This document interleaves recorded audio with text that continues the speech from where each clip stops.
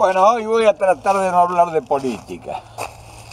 Hoy voy a hablar de otra cosa que no tenga nada que ver con la política, a ver si puedo resistir todo el video a no referirme a nada político. Es difícil, no les prometo nada.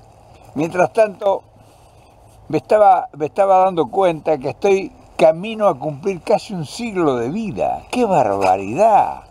Voy a cumplir dentro de unos días 87 años, me faltan apenas 13 años para cumplir 100 años. Es decir, no sé si los cumpliré, pero ¡qué barbaridad! O sea, yo nací en 1930, cuando la patria tenía apenas 114 años. Imagínense, toda una eternidad. Cuando la gente se moría de un resfrío, cuando una mujer se moría de un aborto, de un parto. Cuántas cosas que han pasado, cuánto tiempo ha transcurrido, cómo ha cambiado el mundo. Qué elemental y fundamentalmente principista éramos nosotros en ese tiempo. Yo me acuerdo, todavía tengo vivo el presente de aquellos años de mi infancia. Todo era un descubrimiento dentro de unas cosas tan pequeñas que se movía el mundo. No existían los aviones, o sea, existían, en 1930 había avioncitos de juguete, de papel todavía eran los aviones, de tela. Todo lo que está inventado. Casi pudiera decir que el 85 al 90% de lo que nos rodea hoy, como adelanto científico, tecnológico, cultural, en fin, de todos los órdenes, no existía. Y vivíamos igual. Y la gente era feliz, qué sé yo, esa felicidad yo no sé.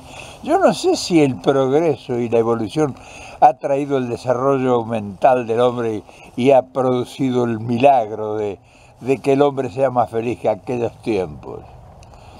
Era una parte fundamental, yo me acuerdo en mi infancia, en mi juventud, 16, 15, 17 años, llegar a los libros. Tener libros, porque era una manera de escapar de la realidad a la fantasía del aprendizaje, del conocimiento, de las cosas que eran fantásticas, extraordinarias, provocativas, inspiradoras. Cuántas cosas que no existían, cuánta ciencia que no existía, cuánto progreso, cuántas maneras distintas de prolongar la vida. Si uno se remonta a 70, 80 años atrás o 90 años atrás, estaba todo por hacer. O sea que no existía nada de todo lo que ahora nos moviliza, nos motiva, nos provoca, nos incorpora, nos involucra. Y cuántas cosas hermosas había y cuánto elemental. O sea, por una infección te morías, no existía la penicilina. No existía la forma de desafiar una infección.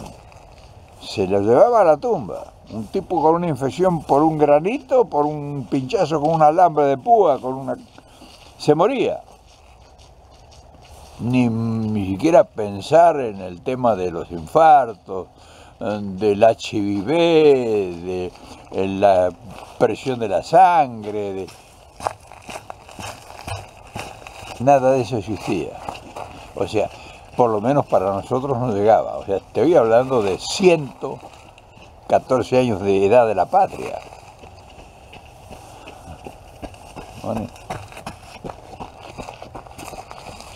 estoy hablando de prácticamente, casi me encuentro con los próceres. O sea, 100 años, ¿qué es en la historia del mundo, de lo moderno, de la ciencia, del progreso? ¿Qué es 100 años en la historia de la humanidad? Y yo casi me encuentro con Sarmiento, con Rivadavia, con Moreno, con qué sé yo, con San Martín. Increíble, ¿no? Pero bueno, todo eso que ha producido realmente un desproporcional advenimiento, porque el progreso, la ciencia, el avance de las tecnologías, el descubrimiento de una cantidad enorme de cosas que nos reducen. Si yo me acuerdo que cuando una foto era toda una... Era disponer de un día para sacarse una foto. Imagínense lo que habrá sido 100 años antes. Imagínense lo que habrá sido, por ejemplo, querer mantener, porque la imaginación estaba de mantener el recuerdo de algún hecho, de algún acontecimiento. Imagínense si, por ejemplo, cuando se declaró la independencia, no hubiera sido interesante tener una foto de eso. No existía. No existían tecnologías. No existían tecnologías que pudieran guardar el recuerdo, las sombras de los que vivieron. Ni imaginar que pudieran guardar el sonido, los sonidos, las voces. Las voces aparecieron, qué sé yo, después de mi nacimiento, a los 30, 40, 50 años, recién se pudo grabar una voz, o sea, se grabó la voz, se empezó a grabar la voz en 1920. Pero era una cosa primitiva, elemental, no es como ahora. Y comunicaciones ni imaginarse. La comunicación era como los gran comunicadores eran los diarios, las rotativas, o sea, lo primitivo, lo elemental de la comunicación. Las noticias llegaban, cuando yo nací, llegaban a los 2 días o 3 de haber ocurrido. Ante a esos 20, 30, 40 años antes, qué sé yo, 1890, cuando nació mi padre, por ejemplo, 1894, y de Tucumán a Buenos Aires se tardaba 3 meses. O sea, no había caminos, no había carreteras, no había el telégrafo apareció por allá con los ingleses y el ferrocarril, pero no estaba a disposición de la población, de las comunicaciones. Pero lo más importante era la educación. O sea, no había acceso a la educación. Había conocimientos, había países que ya tenían una educación superior. O sea, un conocimiento de un montón de cosas a través de la educación, a través del desarrollo de la imprenta y de todo lo que había comunicación en el mundo. Pero era el tiempo en que la gente, frente a una terrible catástrofe o a un terrible problema de una familia por una grave enfermedad, prendía velas y hacía cadenas de rezos para pedir porque se salvara, porque se curara un enfermo que a lo mejor tenía una infección y que se estaba muriendo. Fíjese cuántas cosas que han cambiado tanto. Ir a la iglesia a hacer una misa, por ejemplo, para la salud de fulano. Y hoy te vas a un centro cualquiera y te pones una inyección contra el tétano, o contra una infección, o contra cualquier problema infeccioso, por ejemplo. Y antes era necesario acudir a lo supremo, a lo desconocido. O sea, implorabas como último recurso, porque creías que solamente la divinidad podía tener la respuesta y la solución a tu problema. Y te pudiera enumerar durante horas, si hiciera yo un raconto de todo lo que en el transcurso de mi vida ha sucedido. Y claro, el hombre en su comunicación, el hombre en su búsqueda de la perfección, en busca de la felicidad, en busca del bienestar, en busca del equilibrio, en la demanda de derechos. Era terrible en ese tiempo, terrible la sumisión, la esclavitud prácticamente. No te hablo de 50 o 60 años antes de que yo naciera, que era una esclavitud, una esclavitud plena. 1850, o sea, apenas 70, 80 años antes que yo naciera. Era increíble pensar que una sociedad respetara los derechos de una parte de la sociedad. Los consideraban seres inferiores, y a muchos los consideraban que no eran hijos de Dios, o sea, que eran extraterrestres, que eran seres inferiores, desgraciados, porque no tenían posibilidad de que Dios lo entrara bajo su cobertura, su manto, porque eran muy brutos, eran muy primitivos, muy elementales. O sea, ¿cómo iban a ser hijos de Dios esos pobres diablos? Y entonces viene la lucha por la justicia y por los derechos y porque vengan leyes a protegerlos, y que una sociedad elitista que va a emitir leyes para proteger a los que no consideraba seres humanos, a esos desgraciados inferiores. Y yo viví eso, y alrededor mío se producían todos esos acontecimientos. Y mirábamos a la gente ilustrada como superdioses. O sea, eran la gente superior a nosotros. Nos consideramos ya un tipo que sabía leer y escribir en 1930 era ya un privilegio para una cantidad enorme de la población. O sea, había una ignorancia extendida, o sea, no tenía, la mayoría no tenía acceso a nada, tenía que trabajar y no agachar la cabeza. No existían derechos de ninguna índole, es decir, no se respetaba al soberano, al pueblo, al contrario, el pueblo lo tenía escarmentado, sometido, vilipendiado y esclavizado, o sea, con el rigor, el trato despreciativo hacia el ser humano. Che, anda, patrón de estancia, dicen. Ahora, ¿quién le discute?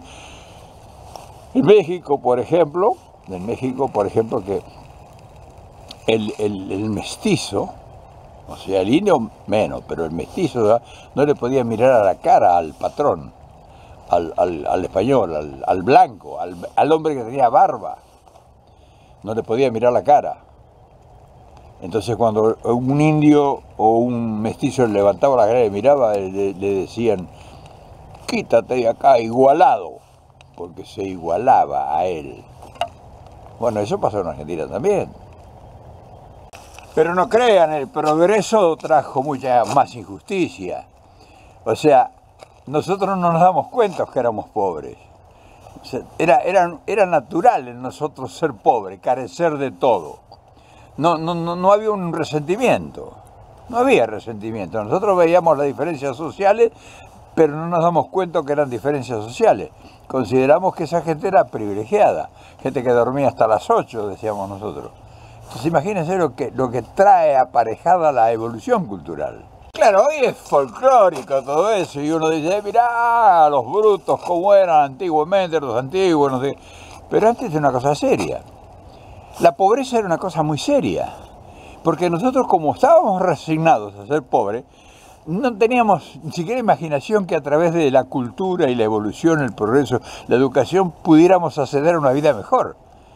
Porque como no existían posibilidades de estudiar, o sea, para la gente marginada socialmente, los pobres, no tenían posibilidad de mandar a sus hijos al colegio, al estudio. Es decir, lo más importante que había en ese entonces era trabajar. O sea, trabajar y trabajar. O sea, un tipo que no trabajaba era mal visto. O sea, un tipo que quería estudiar era hasta mal visto. Porque, ¿cómo va a estudiar? ¿Y no va a trabajar? ¿Y de qué va a vivir si estudia? Entonces, estaba eso generalizado en la mentalidad nuestra, en la mentalidad de la pobreza. O sea, la marginación social era de tal extremo que nosotros habíamos aceptado como un mal endeble que teníamos que padecer por el resto de nuestras vidas. Ser pobre era una consigna, ¿no? Era como una cosa aceptada, ni siquiera se consideraba un castigo. O sea, todas las limitaciones que yo pasé en mi infancia, todos los fríos que pasé, los grandes dolores de alguna cosa que me pasaba, alguna vez hambre tal vez tuvimos, no había una reacción, no había que reaccionar a eso.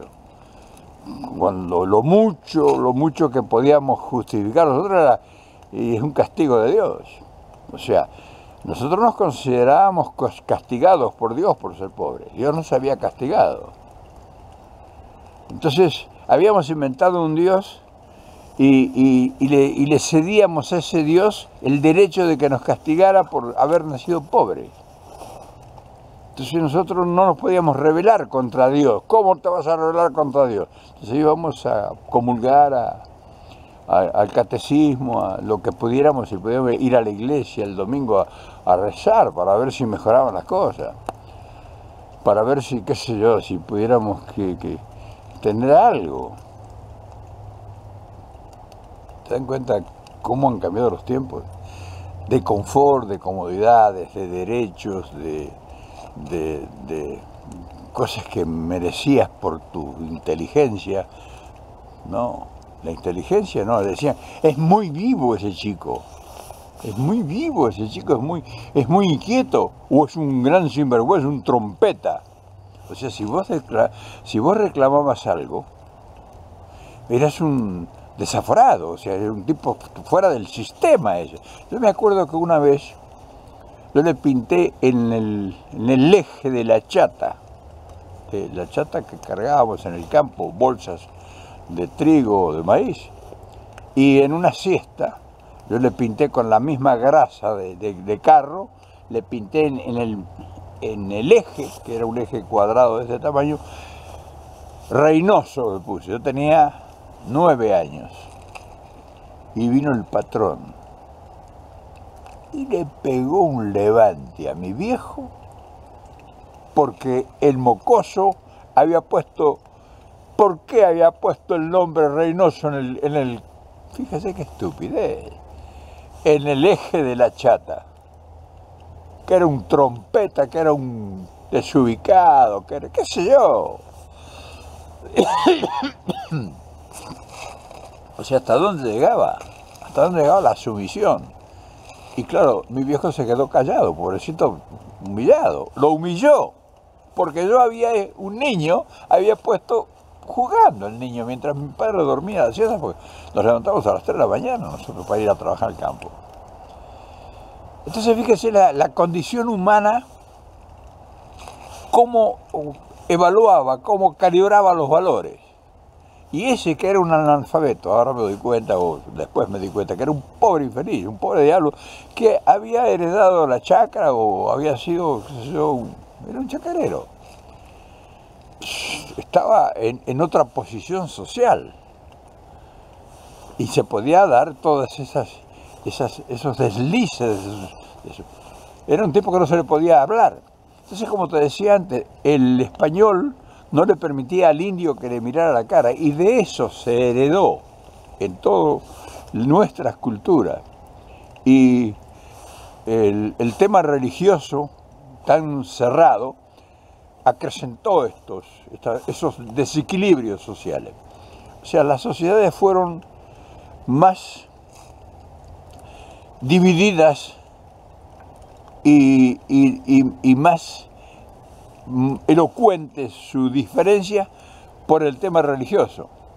O sea, se consideraba en la mentalidad de la gente que Dios protegía a esa gente porque esa gente estaba en una situación social superior y que los que estábamos abajo, carenciados y explotados y humillados, estamos castigados por ser pobres, porque no teníamos educación para reclamar nuestros derechos. Todo eso que ha transcurrido en la historia de nuestro tiempo, yo tuve la fortuna de vivirlo, y por eso le puedo contar esas cosas que a lo mejor no son demasiado trascendentes, pero vi que de lo importante que son. No se imaginan la cantidad de gente que yo vi sufrir y morir de enfermedades que hoy con una pastilla, con una inyección, hubieran prolongado su vida. Pero los vi sufrir también en el trabajo. Los vi, por ejemplo, hasta muy ya mayor. Vi, por ejemplo, cargar como burros de carga, bolsas de 70 kilos al hombro de cereales para cargar los barcos. A mano. Vi estivar esas bolsas de 70 kilos de trigo, hacer estivas de 15 metros de altura, con estibadores y gente que caminaba por una planchada llevando esas bolsas de 70 kilos al hombro. O sea, trabajos infrahumanos. juntar maíz en el campo con unos fríos terribles, unas lluvias heladas terribles, que las manos nos sangraban las manos.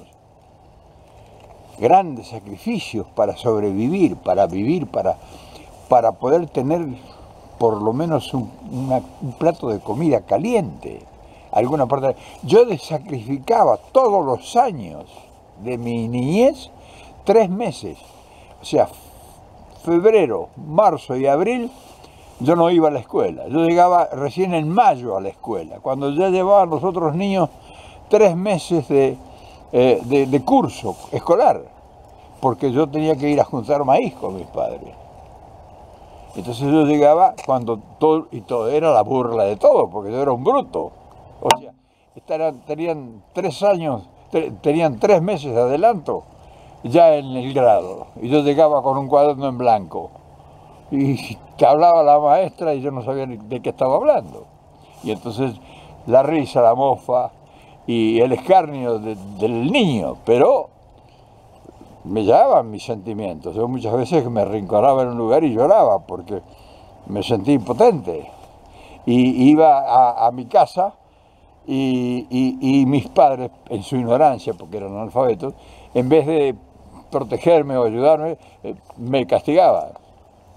O sea, increíble. O sea, la ignorancia era terrible, que golpeaba al niño, al hijo del pobre.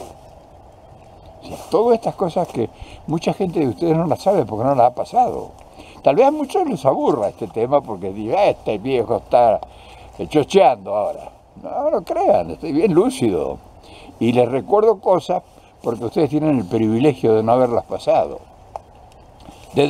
Ustedes tienen el privilegio de no conocer estas desgracias. Y ahora, claro, son otras las desgracias. Pero de eso no voy a hablar hoy, ya lo dije. Yo voy a hablar de aquel pasado, de cuando se construía la patria, de cuando construimos la patria nosotros sin darnos cuenta. Estuvimos construyendo la patria, fíjese, yo les estoy hablando de 87 años atrás. Y yo no sé, tal vez algún ladrillo habré puesto alguna vez. Por todas estas cosas que les he contado, al compararlas con estos tiempos actuales y con la evolución de la información que poseemos la gran mayoría, y las posibilidades de usar esa información y esos conocimientos, porque tenemos una cantidad de conocimientos y recursos que no tuvimos en aquellos tiempos. Por eso muchos de nosotros, los que somos viejos, hemos aprendido a atar con alambre las cosas, pero a hacerlas siempre. Entonces, cuando nosotros vemos que ahora una sociedad con tener en sus manos todo el potencial que tienen esta sociedad moderna, claro, el enemigo siempre fue el mismo. No crean que el enemigo de ahora es superior al enemigo que teníamos antes. Es el mismo. Lo que pasa es que antes nosotros teníamos menos recursos para enfrentar a ese enemigo. Nosotros éramos incapaces, impotentes para enfrentar al enemigo que nos esclavizaba y nos humillaba. Hoy no, hoy hay una igualdad frente al avance del enemigo, del invasor, del soberbio que viene a imponerte condiciones y que viene a imponerte leyes y te somete. Por eso ustedes tienen una cantidad de herramientas y de instrumentos superiores a los que tuvimos nosotros cuando tuvimos que luchar y tuvimos que soportar la humillación de aquellos tiempos. Por eso nos hemos fortalecido y algunos todavía sobrevivimos con la impronta que nos dio esa vida, esa enseñanza. Gracias a Dios que tuve yo esa enseñanza, o gracias a lo sublime del universo. Entonces, hoy cuando yo los veo a ustedes acorralados y cuando los veo acobardados porque los golpean, y siento cierta piedad por mucho de la gente que se entrega en la lucha, teniendo tantos instrumentos en la mano, teniendo tantas posibilidades de enrostrarle al enemigo todos los valores, y también tenemos una verba que podemos utilizar, porque hemos evolucionado culturalmente, aunque muchos no tengan títulos universitarios. Nosotros sabemos lo que está mal. Antes nosotros nos conformamos porque consideramos que la pobreza era un castigo de Dios. Hoy sabemos que la pobreza es, y sabemos por qué existe la pobreza y quiénes son los culpables. O sea, fíjese la diferencia. Nosotros antes aceptamos la pobreza como un castigo, y hoy sabemos que la pobreza no es un castigo. Entonces, hoy sabemos de derechos, hoy sabemos cuáles son nuestros derechos y cuáles son las garantías que nosotros podemos exigirle al poder que antes nos sometía. Y entonces hoy podemos nosotros incluso llegar al poder. Tenemos unas facilidades enormes. Claro, tenemos que ponernos en movimiento, o sea, tenemos que activar nuestros recursos que tenemos en las manos. Porque también tenemos otra cosa, el statu quo, el quedarse en el tiempo, el esperar que el milagro se produzca. El milagro hay que producirlo uno con hechos concretos y con accionar permanente. Claro, esto que les he contado para muchos va a ser anecdótico, decir, este viejo está delirando. Sin embargo, tiene una enseñanza porque te puedo asegurar que la adversidad te engrandece, la adversidad te hace crecer y la necesidad de crecer te impone un ritmo y te impone una responsabilidad que si no estás desafiado no la desarrollas, te achanchás. Yo vi que la gente que recibía prebendas y beneficios en el tiempo de Perón se achanchó, por eso le quitaron el poder. Y ahora pasa lo mismo, la gente que estaba en el gobierno anterior, en el gobierno de Cristina Kirchner, estaba ya conforme con lo que recibía. Y de tilingos muchos pataleaban y rezongaban y se sometían, y de tilingos quisieron cambiar y votaron a alguien que iba a ser el verdugo de ellos, de tilingos, porque estaban recibiendo prebendas, estaban recibiendo planes sociales y votaron a Macri. No habían sufrido como sufrimos nosotros, no sabíamos el valor que tenía lo que estábamos recibiendo. Por eso una vez me dijo Perón, si yo pudiera volver y resolverles el problema mágicamente, no lo hago. Porque cuando les di todo, cuando les dimos todo, no lo supieron defender. En fin, hoy no quería hablar de política, quería traerles los recuerdos. Voy camino al centenario. Tengo muchos recuerdos y cosas vividas intensamente. Muy positivo todo. Para mí la vida ha sido una maravilla, con toda la adversidad que me tocó en la infancia. Y en la lucha posterior, por supuesto. Quise transmitirles estas cosas para no hablarles de política. Y al final casi termino hablando de política. Pero me voy a zafar. Los voy a invitar a mañana, sí vamos a hablar de política. Hoy, hasta ahí llegamos, nada más. Un abrazo. Y estamos ahí permanentemente activos y atentos.